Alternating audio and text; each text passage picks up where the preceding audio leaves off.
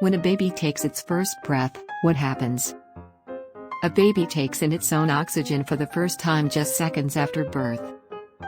Their tiny lungs and circulatory system must convert in a couple of seconds for this to happen. So, only seconds after birth, how does a little human manage to take what could be the most difficult breath of its life? To begin, it's important to comprehend how the circulatory system, specifically, the lungs and heart, functions in the womb. During pregnancy, the lungs do not give oxygen to the fetus. According to the Texas Heart Institute, they are partially deflated and filled with fluids throughout development while the baby receives oxygen from the placenta via the umbilical cord. The majority of the fetal blood supply bypasses the lung through two blood arteries unique to fetuses because the lungs aren't involved with oxygen supply yet. According to the Children's Hospital of Philadelphia, the foramen valley allows oxygenated blood from the umbilical cord to travel directly from the right atrium of the heart to the left atrium, rather than flowing to the right ventricle and lungs as it does in an adult. According to the American Heart Association, the ductus arteriosus joins the main body artery and the main lung artery, allowing the fetus's oxygenated blood to detour away from the lungs and aim for the lower body. Dr. J. Kim, a neonatologist and director of neonatology at Cincinnati Children's Hospital, explained that unlike an adult heart, when the infant comes out, the right side of the heart is the dominant side. This is because it has been pumping oxygenated blood throughout the body through these two temporary shunts.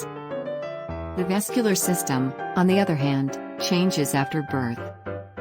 According to a 2002 study published in the journal Archives of Disease in Childhood, the left ventricle becomes dominant, responsible for circulating blood throughout the body, while the right ventricle takes on the new role of bringing oxygen-poor blood to the lungs. Right after birth, this transition occurs in a sequence of fast modifications. Once the baby is born, the cells responsible for secreting fluid in the fetus's lungs begin to absorb fluid, eliminating the liquid to create way for incoming oxygen, according to Kim. As soon as the lungs are filled with air, they shift to being filled with air. According to him, the first breath might be so powerful and traumatic that it can bust a hole in the baby's developing lungs. The pressure and barrier to blood flow in the lungs are drastically reduced during the first inflation of the lungs. According to the 2010 analysis, the foramen valley closes when lung pressure is lower than systemic blood pressure, or the pressure put on blood arteries during heart contractions.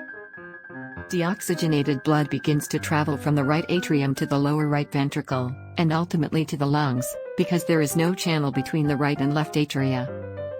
Meanwhile, the pulmonary system's low pressure draws blood away from the ductus arteriosus, a blood channel that allows blood to bypass the lung and flow directly to the body. The ductus begins to constrict and close within the first 2 days of life when it is no longer needed. At this stage, the entire infant's blood supply is directed to the lungs.